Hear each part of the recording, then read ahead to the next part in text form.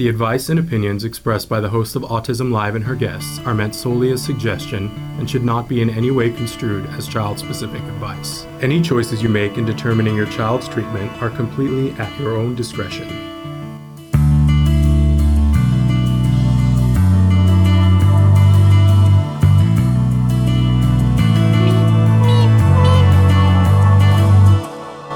Good morning and welcome to Autism Live. I'm Shannon Penrod and it's May and we're excited to be here in May, and we've got an exciting lineup for you in the month of May. Oh my goodness. And starting with today, I've got an amazing guest that I'm going to be introducing in just a minute, and I think it's the first time he's been on the live show, which is crazy. And it's not the first time. He's telling me it's not the first time. Okay. Because that would be crazy if it was his first time here. But one of my favorite people, so get ready and strap in. We're about to do the jargon of the day, but before that, want to remind you that we're live right now on Facebook, YouTube, and Twitter. We hope that if you have the opportunity to watch us live that you will, because we love interaction. I've got my iPad right here. And if you write in right now, you could be talking to me or my guest. I guess I should tell you who it is, but I'm not introducing him yet. But Atticus Jackson is joining us this morning, so that's super fun. Rodney, I see that you're already here. Wonderful. We're so excited that you're here. So we're going to do the jargon of the day in just a minute, and then we'll have the guest. We'll introduce the guest and have him here. But want to remind you that just like Rodney, you can be writing in right now live and interacting with me or with Atticus, which is so much fun. I also want to remind you that this entire show will be available later on today as a free podcast download wherever you get your podcasts. So our fabulous Chris Desmond will show you on the screen, he's already doing it, some of the places where you can download the podcast. We know that so many of you listen to us in podcast, and we love that. Want to remind you, though, that everything that we have been doing at the Autism Network is available on our YouTube channels, because there are 2 currently and more coming. We hope that you will check us out there where you can see and hear the podcast.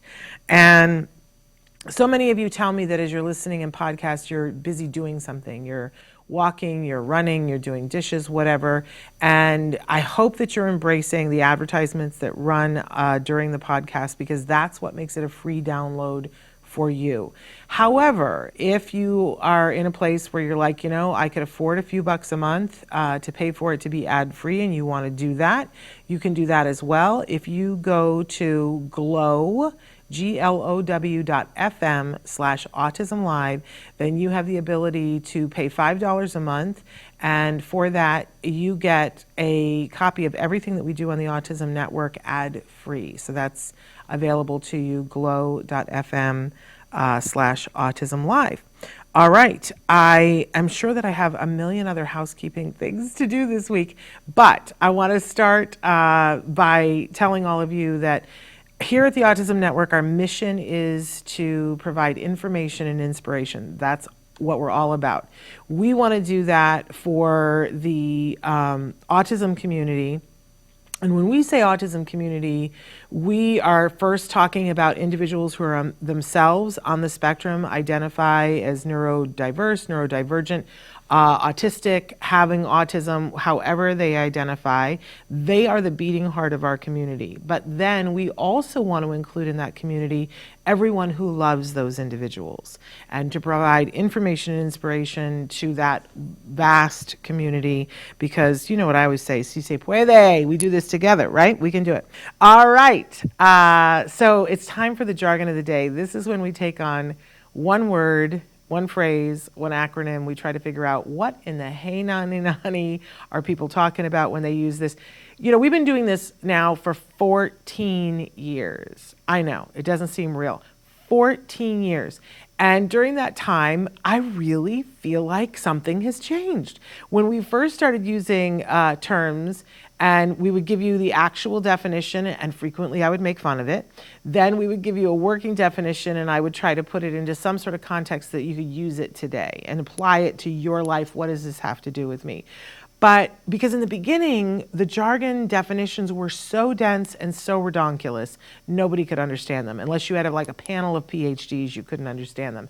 And it's changed. So now we're giving you one definition, and sometimes we give you a second one that's a little bit more accessible and talk about it. Well, there's a special reason why today's jargon of the day is hyperfixation. It's all going to become clear in a minute. But let's take a look. This is our term, hyperfixation. So let's take a look at our first definition. And this comes to us from the University of Connecticut. And the definition is hyperfixations are interests that are usually short-term and highly intense. These are commonly associated with ADHD, but anyone can experience hyperfixations. While they can bring a person a lot of joy, they also have the potential to overpower basic needs if they get too intense. So I love this definition because I love that we're normalizing that often it's associated with ADHD, and I will tell you often it's associated with autism, but absolutely any of us can have hyperfixations. And I love that we're not putting it into one box or the other, saying it's always good or it's always bad. So good on University of Connecticut.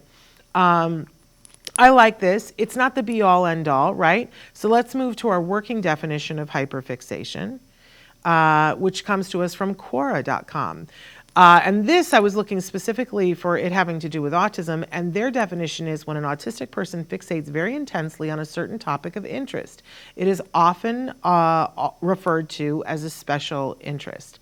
One of the other definitions that I was looking at was what's the difference between obsession and hyperfixation. And I loved, and of course I can't remember who it was that defined it this way, they said an obsession is not a choice, whereas a hyperfixation is something that on some level brings you a deep amount of pleasure. It doesn't mean that the hyperfixation can't turn into an obsession or become so all-encompassing that it could become a potential interest. But I love the fact that in the beginning, that it is something that brings you deep pleasure. Because often we talk about what's the difference, when you meet somebody who's at the top of their field, who's just killing it with success, you find that they are somebody who is deeply passionate about what they're doing, and often they are hyperfixated, right? So is it a bad thing? Is it a good thing? It certainly can be a good thing. So why is this our jargon of the day? Because we have a very special guest who is joining us, and I mentioned before, it's Atticus Jackson. And Atticus is working on a new podcast, which we are going to be featuring here on the Autism Network, which is called Today's Hyperfixation. And we're going to talk to him about why he chose that title and what that has to do with anything. But I just want to say that this is a very exciting day for me to have Atticus here. I had the pleasure of working with that. He's a brilliant artist, and I had the pleasure of working with them on something that was really important to me when I was doing the autism monologues. There were some things I needed a little bit of music for, and Atticus was recommended to me, and we had a lovely session where we sat down in his studio. I had the beginnings of a song and the beginnings of lyrics for a song that I wanted to do in the show. You guys can see the video for it. You can look on Autism Live. I think it's called Alphabet Land.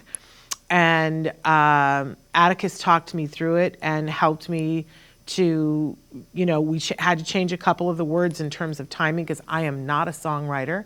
And the music, I had like the beginnings of a melody, but Atticus made it gorgeous.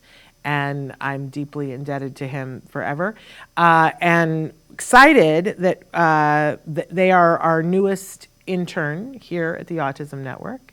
And we're learning from Atticus, and hopefully Atticus is learning from us as well. So welcome, apparently, back to the show, Atticus. How are you? I'm doing swell. How are you? I'm okay. So first of all, we just went through that definition. Anything you want to add to it in terms of, did you like one of the definitions better than the other, or something you don't agree with?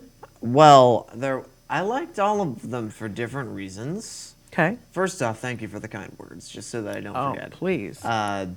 There are there's varying levels of accuracy in terms of what a hyperfixation is in all of those definitions. Yes. Because it is associated with ADHD. It's also associated with autism, but also anybody could experience it. Absolutely.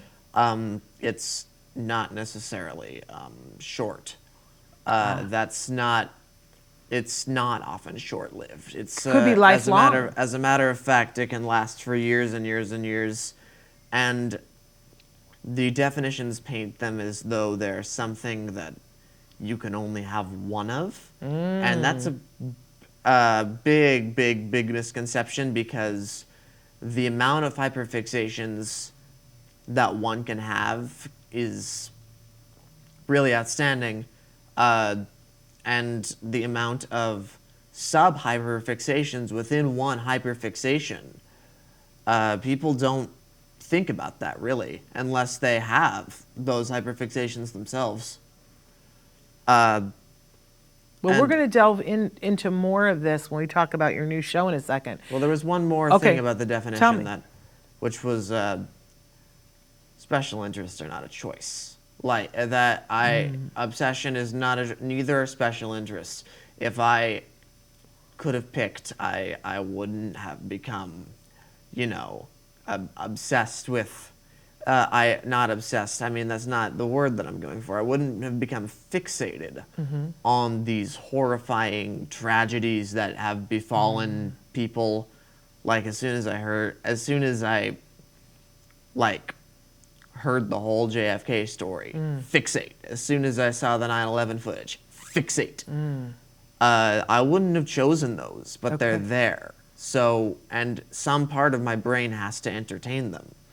But it's not an obsession because it doesn't consume me in every way. Got it. Very interesting, and thank you for that clarification. So you say you have been on the show before. Why am I not remembering? It was a joint, big episode where I was showing up with some Spec Lab people. Ah, okay. I think I showed up with Atticus Baldwin, who I think you've had on the show before. Yeah, so we had the two Atticuses. It's all coming back to me now. Yeah. Very excited. Well, I don't know if you know, my son's name is Jem, Jem, which is also from To Kill a Mockingbird. Right. So the first time I came to see a show that you and the other Atticus were in, and I was like, there's two Atticuses in this show. Apparently, we all love To Kill a Mockingbird. Where's the other Jem? Yeah, exactly. And where's the scout? We need a scout and another Jem, and we can. And we need a Boo Radley. Yeah, exactly. But in any case, so thrilled that you're back again, because that was a long time ago. Hey, we're saying hello to Helen and Raina. So glad that you guys are here.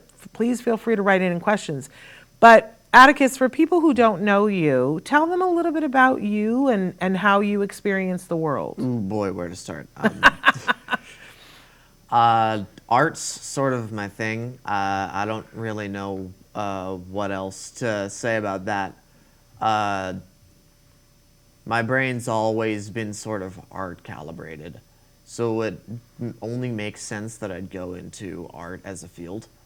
My mind, something that I say is I think in music, which is like if I always have a song playing in my head, and it can, because I can't always figure out what I'm feeling when I'm feeling it.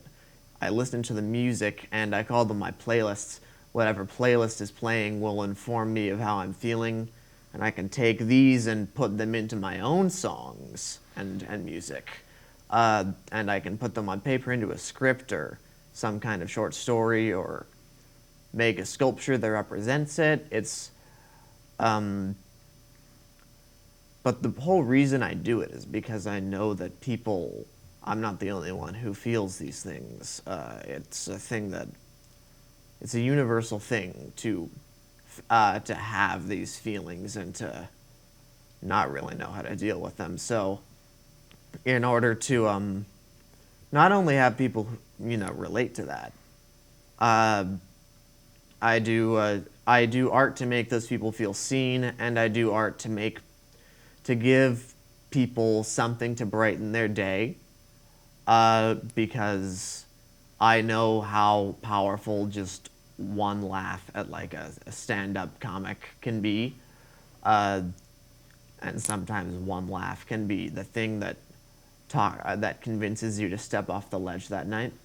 And I just want to be, that's sort of my main reason for doing it, to give people give people some sort of sense that things are okay. That's beautiful. That's absolutely beautiful. And you do lots of different kinds of art. Discovering more and more as time goes on. Absolutely. You are an actor. Yes. You are a musician and a composer. Yes. And you just mentioned sculpting. Do you sculpt? Sort of. It's not necessarily. I sculpt like homemade masks sometimes. Okay. Just take a paper mask and put foam clay on it, and then paint it. Very cool. Those will be featured in the upcoming Spec Lab short film House of Masks. Keep your eyes peeled. Okay. And then just sculpting actual prosthetics to put on my own face when I don't feel like wearing a mask that for whatever cosplay I'm doing. Yeah. And you love cosplay. Oh, yeah. And talk to us a little bit about what you're wearing right now.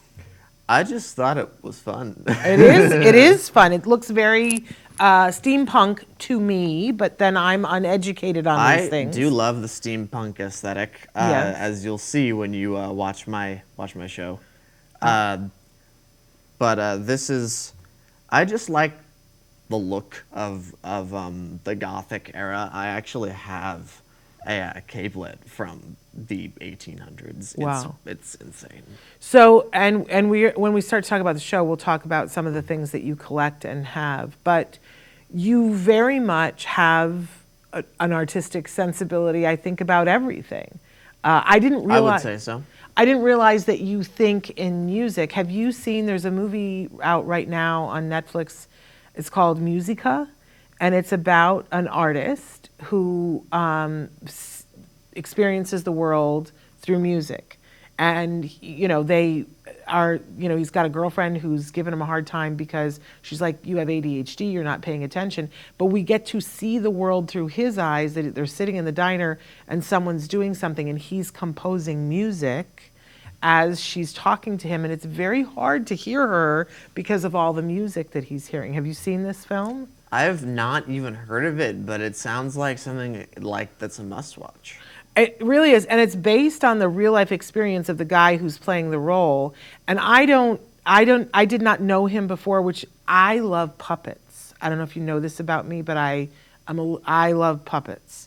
And I used to think that I wanted to go into puppets, and then I made a decision in my life. I was offered an internship with Jim Henson, and I said no because I was doing something else.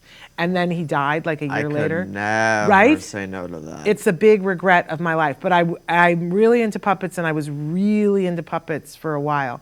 But this guy, he's really into puppets. And he's going to business school, and all he wants to do are his puppets.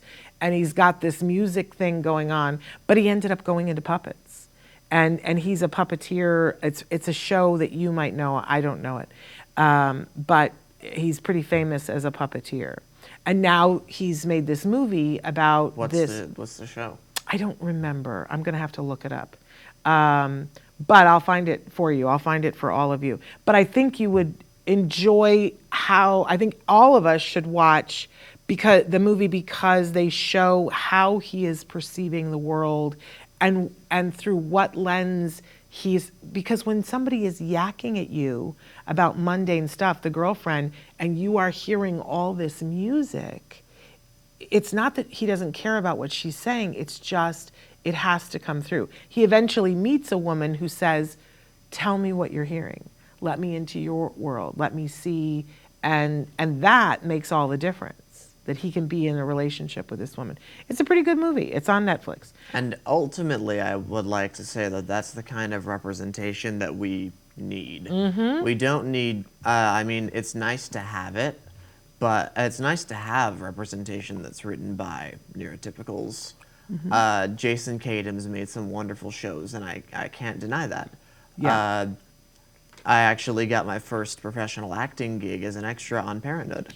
Oh, wonderful. But the best way to get an eye into the experience of a neurodivergent or physically disabled, physically ill individual is through a story that is written and performed by somebody who has had those experiences. Of course. And I feel like that's the representation. We need that and we don't get enough of it.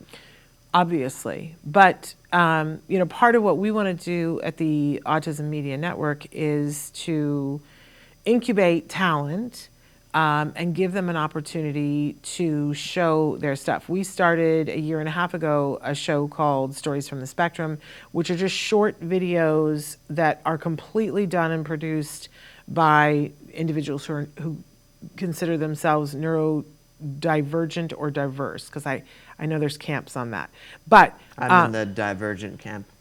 Well, and I have to be honest, my son refers to himself as neurodiverse because he means something different than neurodivergent. It is something, and I understand there's like all these semantics around it, but those are the words he uses. So that's the word that I use to describe myself. I say parent of a neurodiverse individual, but you use the word neurodivergent? Yeah, and I have to say, like, that's from things that I've seen and accounts that I've heard, that's a big, big sign that you are a good mother, that you identify yourself based on how your child refers to themselves.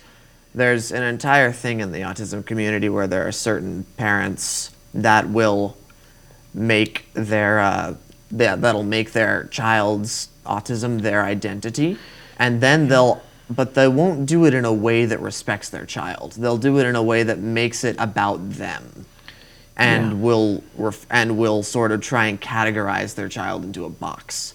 And by just that statement alone, you've proved that you're not that kind of mother. I'm trying.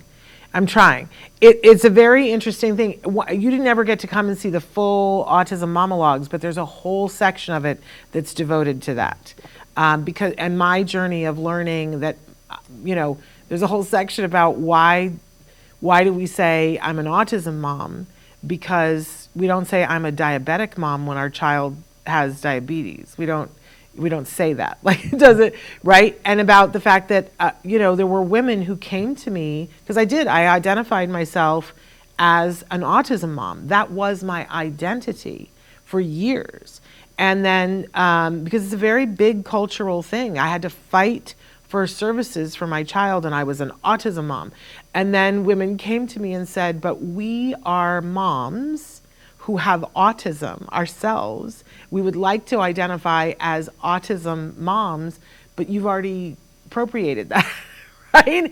And could you please pick something else? So that's why I identify as a pony, parent of a neurodiverse individual.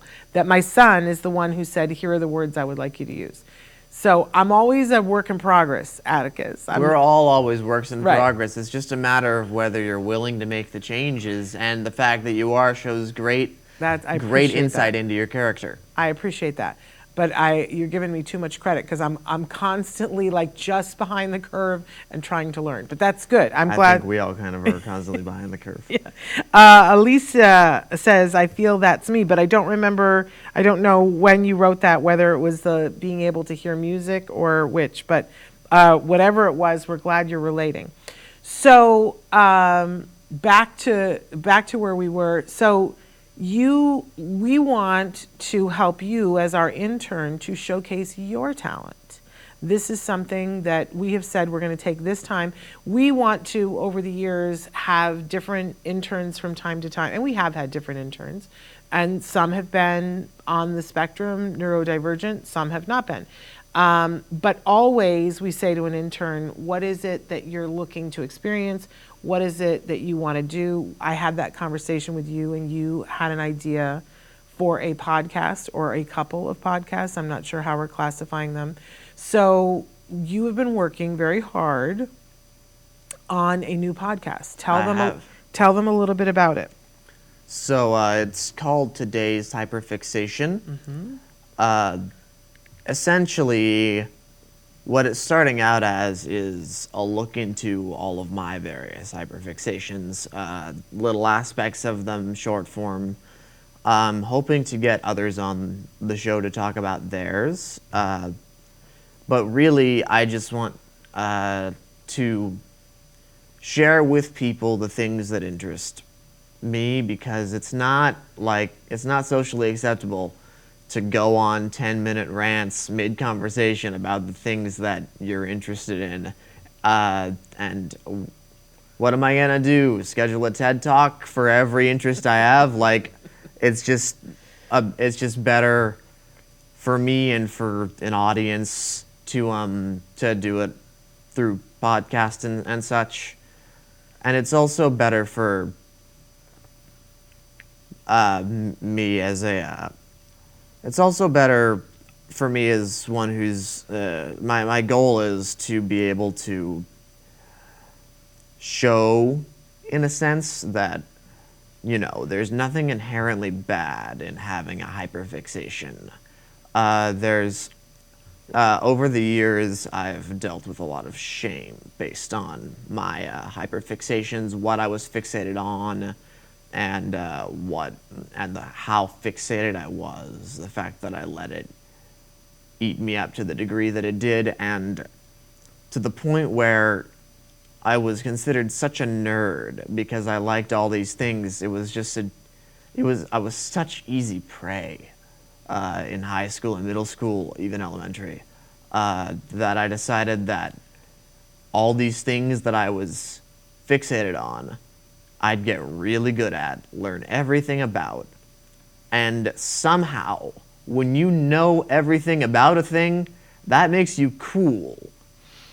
It's weird that for having a hyperfixation to start with, in society that's taboo and you're the weirdo, suddenly you're an expert on a topic, or you're a master at this craft, or whatever is your calling. You're the epitome of cool. Like, where is the line drawn?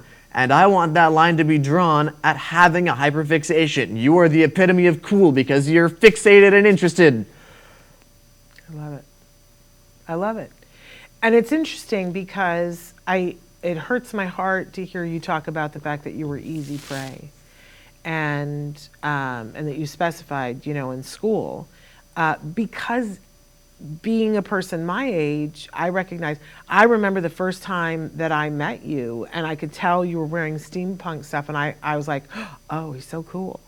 Like, he's just a cool kid. And you were young. You were probably 12, and I was like... I think I was 15, probably. Really? Do you think? But even then, to me, looking at a kid that age who's like clear, I like this. Like, when I was 15, I was like, I don't know what I like, right? And anybody who was clear was cool to me. It didn't necessarily mean that I ran up to them and when I was 15 and said, hey, I think you're cool. Now I have no problem saying to somebody, I think you're cool. But that was my perception of you, and I was like, look at him. He knows what he likes. So I do think there's the expertise part of it that we all prize, but also the knowing yourself. To me, anybody who's a little bit more mature goes, that is amazing. And I think that there's an element of that kids get too, honestly, Atticus, but it intimidates them because they don't know what they want. And then that brings out the lower base bullying kind of stuff. Because in this world, there are people who are clear and know what they want and know who they are. And then there are a bunch of people who are trying to find it. And then there are people who are followers because they don't know what they want. Something about neurodivergent individuals that I've noticed as a whole is that we're very, or neurodiverse if you prefer, are very goal-oriented. And I think that could help, that could be something that contributes to that perspective, if that makes any sense. Yes. Because when you're goal-oriented, something that happens is you go, like, you see something, you get fixated on it, and then you go, great, how can I make that happen? Mm-hmm. And so even if your wants change and your needs change, in that moment, you know what you want. And in that moment, you are willing to do what it takes to get it. And you know what you're willing to do to get it. And it's what I love about always having a goal, because it's always a matter of, this is what I want and this is how I'm going to get it. And that looks like you think you know what you want. That looks like you think you know yourself, but I want to be perfectly transparent. I'd say more than half of the week I'm questioning everything as put together as I may look. There's so much confusion about who I am, where I'm going, why I'm doing it.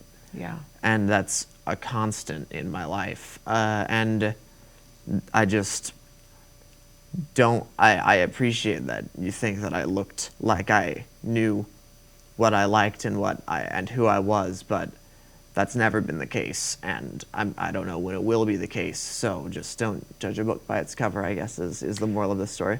I appreciate that honesty, but I also know that, you know, last night or this morning, you got up and you were making a decision about how you were going to come dressed. And, you know, and you chose this hat and this outfit because this is what you wanted to portray.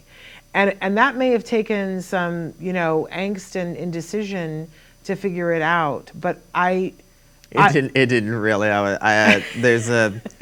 So one thing you should know about me is I'm gender fluid, and today my gender is goth. So okay, I love that. I absolutely love that. I also want to acknowledge that Alicia wrote back in because she said, I feel that that's me, and she said the autism mom thing, and she said she feels like that consumes her. And I can relate to that, Alicia, that when you have a child that you love more than anything on the planet, and somebody tells you they're going to need more things, it consumes you. It does become your identity. How can I show up for this individual that I love so much? It can become the hyperfixation of how am I showing up for my kid. But I love that we have Atticus, and if you don't spend a lot of time with adults talking about how we need to separate ourselves from that identity, like, it's true, and I'm working on it day by day, but it's hard after you've spent like a decade and more going, my every waking moment is going to be about how do I support this individual that I love. It's very hard to go, and now I'm going to step back from that inch by inch, but it's critical that we do. The more I talk to adults like yourself, the more I go, oh, that's really, and my son, you know, it's really important that we step back so that you can be everything that you want to be. Yeah, I agree with that wholeheartedly.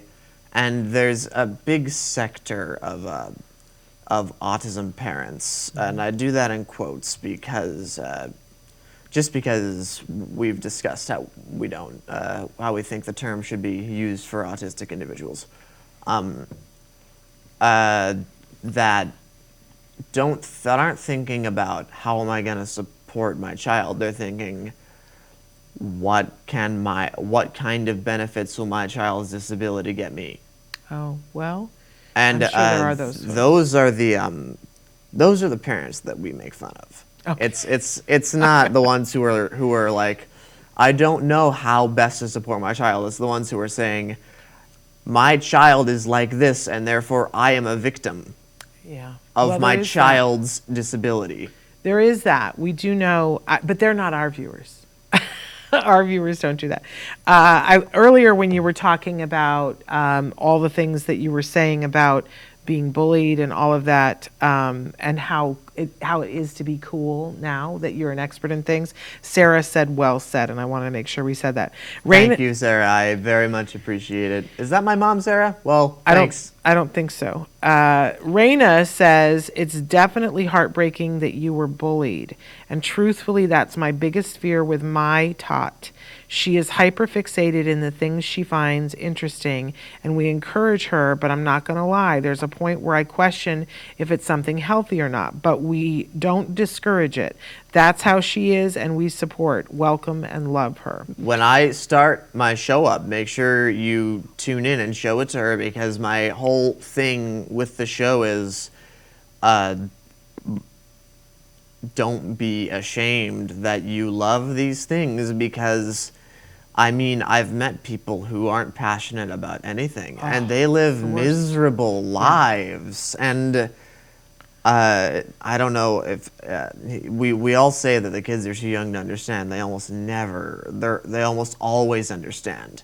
And if you can hammer in that the pride of having a passion and being strong in that passion, that puts you above people who can't be, not who can't, but who choose not to act on anything that would give them a passion. Yes. Yes. I couldn't agree more. We see sometimes that well-intended professionals will encourage a parent that if there's an obsession, and I'm going to say the word obsession, but we know that is it a hyperfixation? Is it a passion?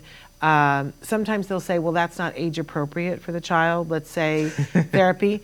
And I've seen parents go through this heartbreaking thing where they start taking away toys that their child genuinely loves because it's not age appropriate.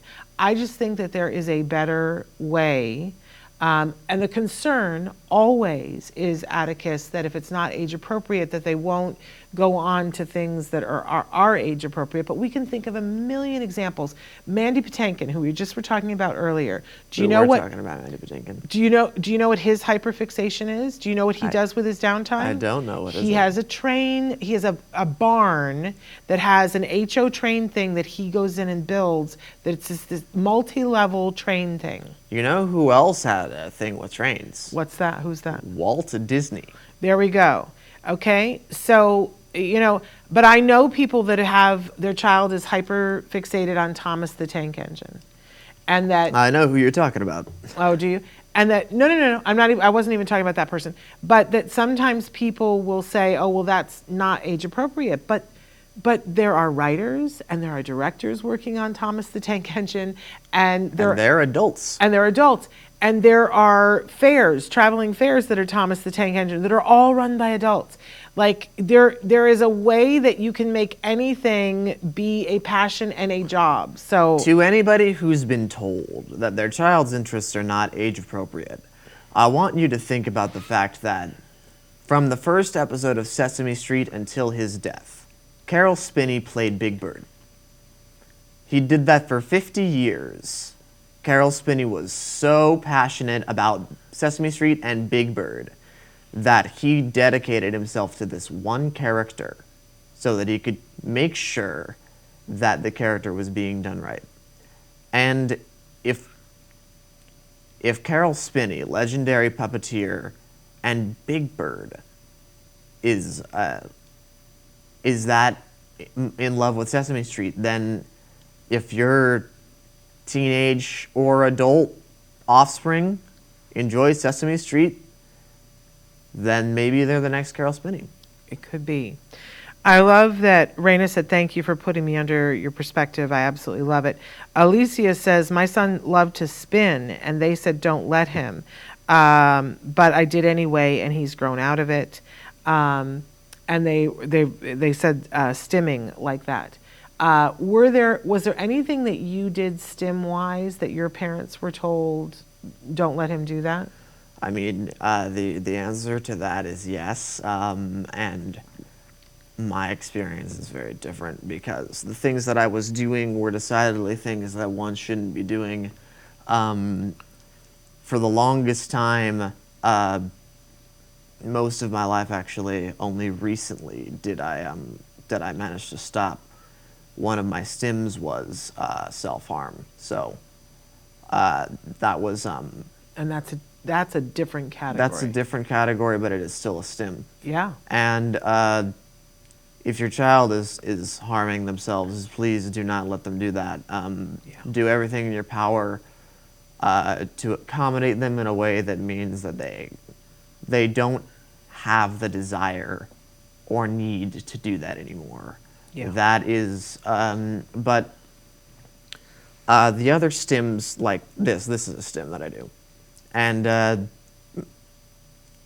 I guess I never got really told to stop the stim, but you know, I get weird looks when I do this.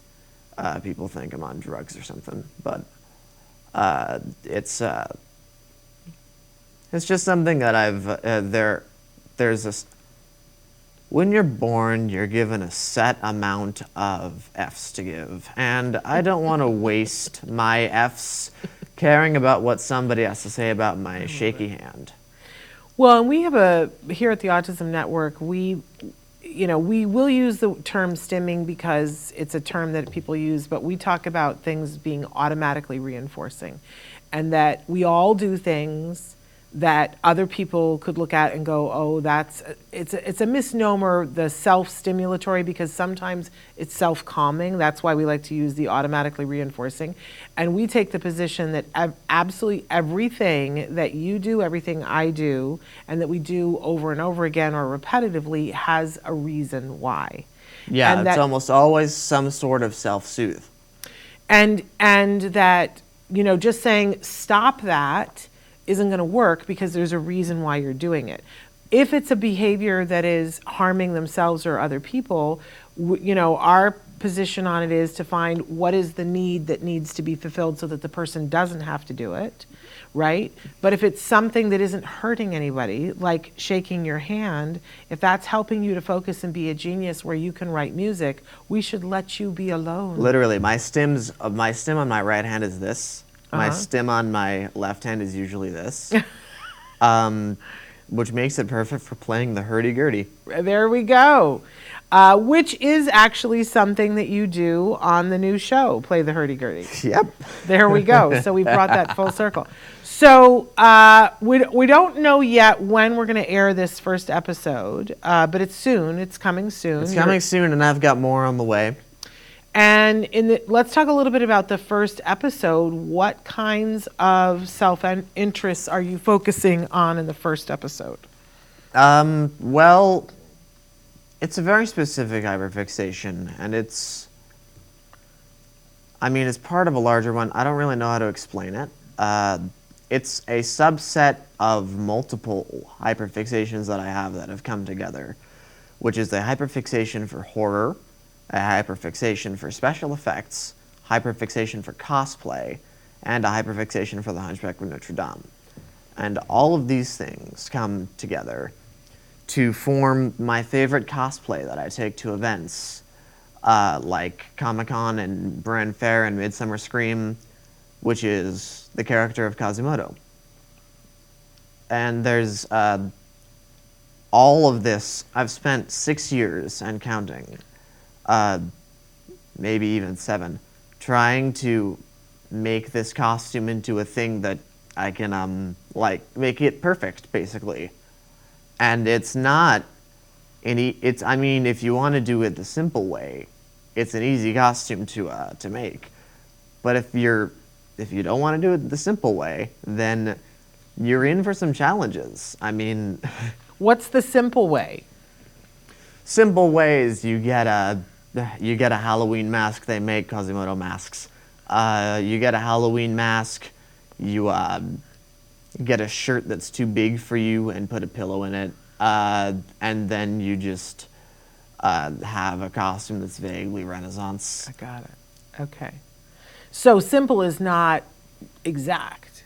Simple is not, well, the thing is he's a book character, so it's not like I'm trying to look like any of the adaptations. I'm borrowing from the adaptations, but ultimately I'm trying to make him look like he's described in the book. Got it. And do you feel like where you are now, and you show in this first episode sort of the path along the way of different things that you've done to get you where your character is now. Are you done now, or No. are you still? So what is it that is there a place where you'll just know it when you get there, or where you think you need to go? I genuinely don't know. My next step is going to be actually using upholstery foam and wire and stuff to fabricate, and then put like cover it in like a skin and a skin, and make an actual hunchback application that has like muscle suit for the chest, hunched back for the back, and give me extra muscly arms and stuff. Okay. Just these. That's in my mind the next step. You're a little bit dangerous for me to be around because that sounds exciting to me. Like, I'm like, oh, because the puppet person in me is interested in all those kinds of things. And I'm learning how to make puppets. There we go. I see, if I go to the Ren Fair, that's it. I end up going to the booth where they have the puppets that are controlled by the bicycle gear. The dragon stop puppets? it. And then I'm gone for the day. That's all I do. Is I have one of those, guys. Oh my gosh. They gave me a really nice deal on one of the kinds, and he's my friend Cypress. They're amazing, you guys. You affix them, most of them like to your shoulder, and they're, some version of birds, but you have They're dragons. Dragons too, and you use a bicycle gear thing. I've done the Pinterest thing on it and you turn it and it makes the head turn and the wings turn, and they're amazing. Elisa wants to know where she can find you on Facebook. Facebook, I don't really have a Facebook page. You're better off on Instagram. Okay, where do they go? It would be at composer_Atticus_Jackson. Okay. I tried to make a Facebook page, but I could never figure out how to post on it. Okay. It was kind of a disaster. Well, and you are still available, I imagine, if somebody wants a piece of music composed. Absolutely. I work frequently with a company called Immortal Masks. Just friends with the owner, so I send them some music sometimes. They use it in their advertising. And it's just such a fun process to work with you and to say, here's what I have, here's what I need. And Atticus is just a genius, and he sits there, and the next thing you know, you've got a song, which is pretty amazing. That's one hell of an endorsement. Well, I had no idea how much fun it was going to be and how easy it was going to be. I thought it was going to be this big, long process, and that I was going to talk to you, and then you were going to go away and think, and you got right to busy right then, and I left with the recording, and it was an hour. It was crazy fun. So I encourage you, if you need music listen, we all need music for things, right? If you're doing something and you need music, hire Atticus. Why wouldn't you? But you're starting on this podcast, and it's today's Hyperfixation, and we're going to be showing it here. We're going to be talking about it in the coming weeks.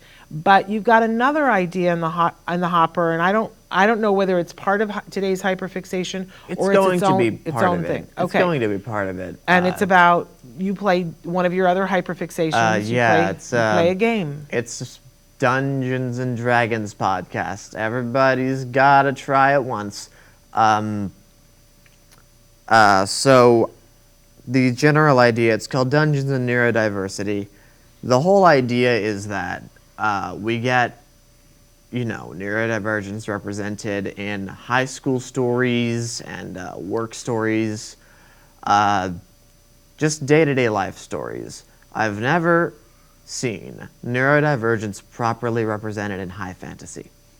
And my whole motto is, if you don't have the representation, if you don't see the representation that you want to see, then you have to make it yourself.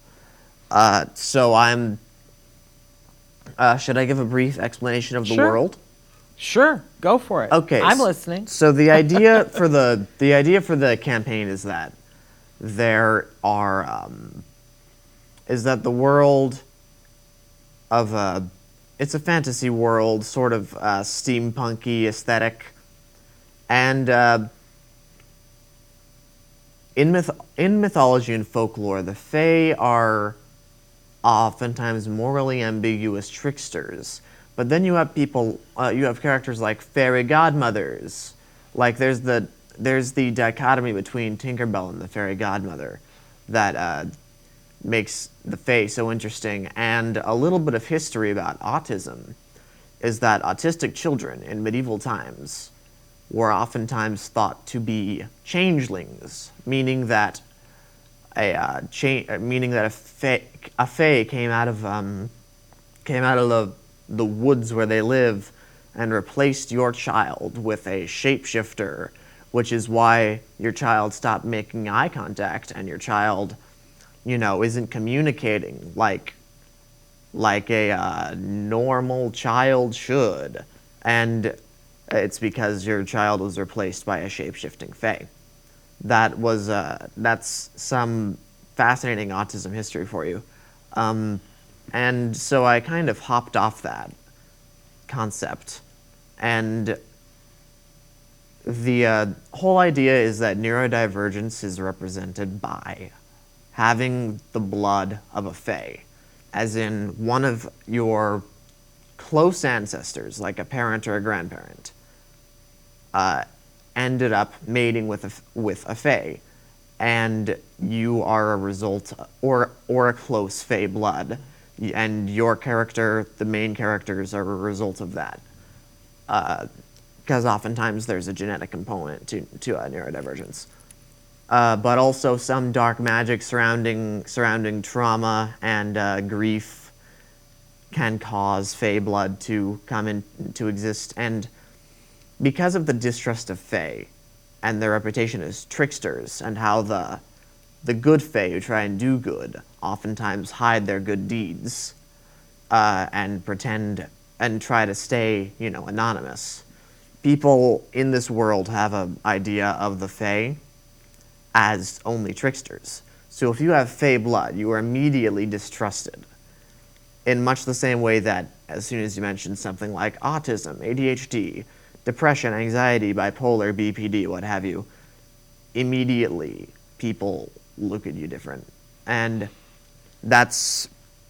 I'm trying to put that into a fantasy setting where the goal is to change people's minds, and they have to go about it by proving that fae blood doesn't mean bad blood, and there's not going to stop being fae bloods in the world, so the world needs to change, not them. Wow, that's a powerful metaphor. Yeah. And so when you play D&D, because there are many of us that the only time that we've ever seen Dungeons and Dragons was on Stranger Things. That's Yeah. it. That's our reference point, right? Because they weren't playing it when I was at an age when you would have done that. So I just missed that. Now my son plays it. I disagree with that, because nowadays you'll find like Critical Role, Matt Mercer, Laura Bailey, Travis Willingham, Liam O'Brien, Sam Riegel, all these legendary voice actors who are now like in their mid-40s, maybe even approaching their 50s, have a D&D podcast where they just play. But that's significantly younger than I am, bless you. But because by the time I was in my 20s, there was no D&D. That came later. So for those of us who aren't familiar with it, or just didn't get introduced to it, even though people were playing it, we heard about it, whatever, you're going to be filming you playing with a group of your friends. Yes. Who may or may not identify as being neurodivergent. Yes. And you'll have this storyline, and people will be able to tune in. It'll be more than one episode, yeah, because it takes how many hours? A campaign can take hundreds of hours to finish. So, we're going to follow this game a little bit and see how things go and learn about this world.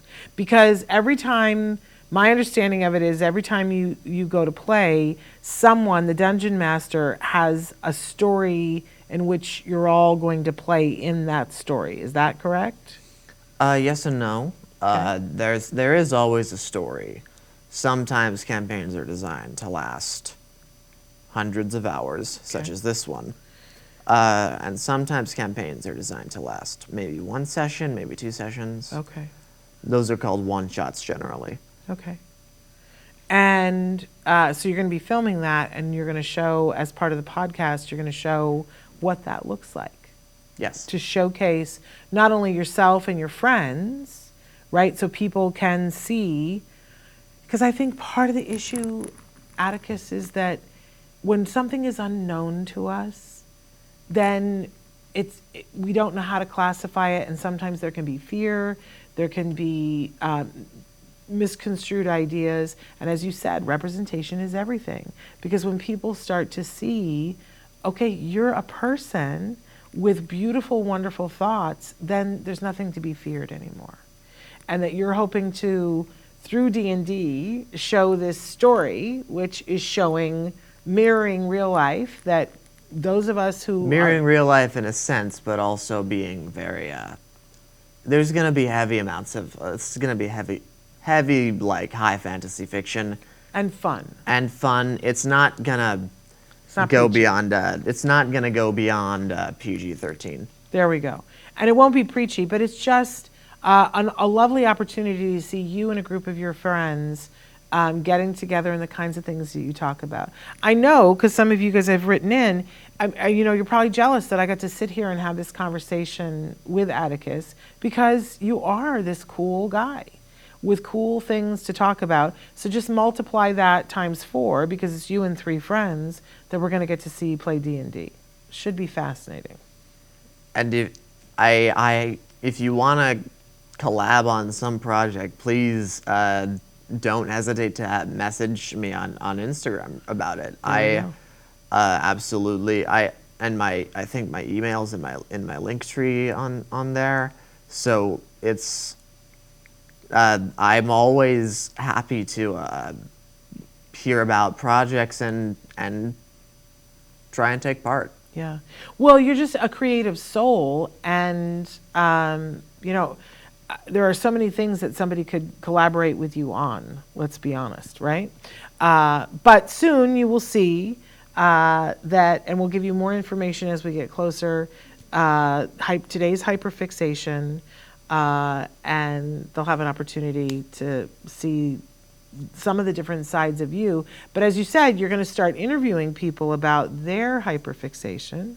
Yes. We have a red carpet event coming up that you are going to be one of the people on the red carpet for us for the Ed Asner poker tournament that's happening on June 15th. Yes, I'm honored to be a part of that. Should be fun. I know it's next Wednesday that Matt's going to be on to be talking about some of the celebs that will be there on the red carpet. I know they put out a preliminary thing maybe yesterday with some of the people that will be there, but it always changes, and you never know who's going to show up on the carpet that night. Oh, and I know it. So that will be really fun. Our expectation is that you're going to be working the carpet with Spencer Hart, that you guys will be interviewing people there, and Chris and I are going to be there as producers, supporting you guys as you're doing that on the red carpet, and we're really looking forward to that. Our plan is not to go live. I just want to say, because in the past we've gone live from that event, but our plan is not to do live, but to do separate interviews, because that's its own little thing when you're live on the red carpet for hours. It just, there ends up being so much filler time that we've decided not to do that this year. It's just too tiring. There's some things that I go, it's just too tiring. And what ended up happening last year is that because the fact that we were live and we could only interview people on the red carpet, it's about an hour and a half, which it seems like a long time, but it's actually a very short time to get 40 people and get 40 interviews. And we found that we ended up missing some of the people that we really wanted to interview because in the interest of time in that hour and a half, they were having to rush them through. So we're hoping if we're not live, we can catch some interviews even off the red carpet. That's what the hope is.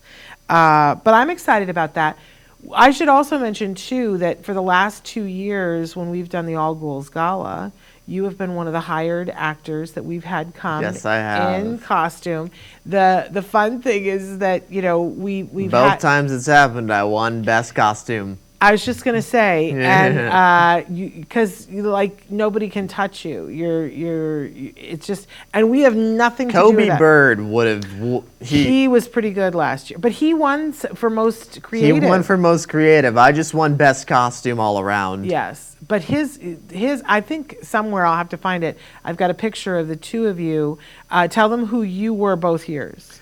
Year one, I was basically in my hunchback costume, my Quasimodo costume, with the messed up face, and I was going around as Frankenstein's Dr. Frankenstein's assistant with. Do you have any fresh corpses? It's very fun. Do you have some corpses for my master to use? And then in the second one, I was the undead clown that wore the same vest, actually, and red jacket, green skull face, went around talking like some kind of up to no good Connie. Yeah, it was really fun. And Kobe was himself, but the illustrated cartoon version of himself. Yes, he was a comic book version of himself. And it was pretty amazing. I have to say, his makeup was like scarily good. I was putting my costume together, like, not just because it's fun to put costumes together, but because I wanted to win again. Yeah. And I walk in and it's I'm looking at the costume and it's like, all right, I've got a chance. And then Kobe comes in and it's just an immediate, oh no. Got some competition here. And it was good prizes. I think this year was better than the first year. I agree, and the trophies were cooler too. Yes. And I want you to know, we went through, because we ordered trophies and they were little and they weren't, you know how sometimes you order something from Amazon and it comes and you're like, okay, that was not what I meant. Yeah, they don't tell you the dimensions all the time. And Dr. Grampiche went back to the drawing board and got us the better trophies. She was like, no, people got to get a trophy. So a really cool thing. Such a great. Somehow we're out of time, Atticus. I don't know where it all went, but I've so enjoyed sitting and talking with you. I know that you guys are going to enjoy when you get an opportunity to see the podcast, today's Hyperfixation. In the meantime, though, they can check you out on Instagram. Where would they go for that? At composer _ Atticus _ Jackson. There we go. It's mostly music and cosplay stuff. I'll try and post more frequently as the show keeps going. And we will keep you guys posted. Elisa says, stay amazing, friends, and look forward to your podcast. Thank you so much. I very appreciate you saying that. Very fun. All right, you guys, let me just tell you, tomorrow we have Ask Dr. Doreen with Dr. Grampiche. She'll be here, and we're talking about teaching social skills. So if you've got a question about that, you'll definitely want to be here. Then on Wednesday, we haven't done one in over a month, so it's time for a parent-to-parent with me, and I am going to be talking about how to set ourselves up for success now for the summer. The kinds of things that you want to put in play, kinds of things that you want to focus on that can make so much success happen over the summer. I've got great tips for you. So that will be on Wednesday. Then on Thursday, for the whole month of May, on Thursday, we're going to be pulling out from our archives. On Thursdays, it's going to be the best of Autism Live, some of the best interviews that we've done over the years. You'll definitely want to check that out.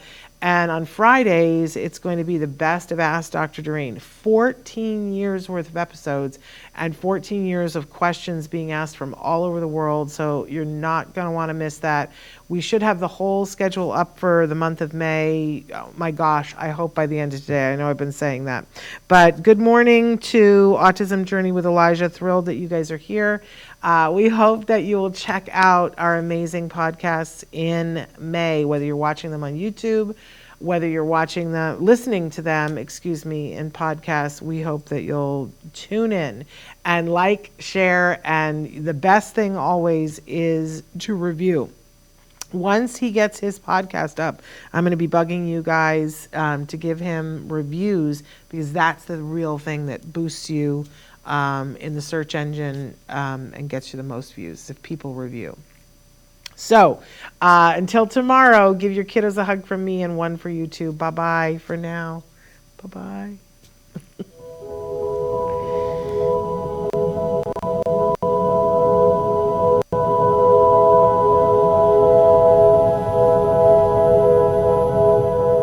If you found anything helpful in this video, please give us a like. In fact, make sure that you smash that subscribe button on YouTube and give us a like on Facebook. You can also follow us on Twitter and on Instagram for important updates. And please download our free podcast wherever you get your podcasts. Thank you so much. See you next time.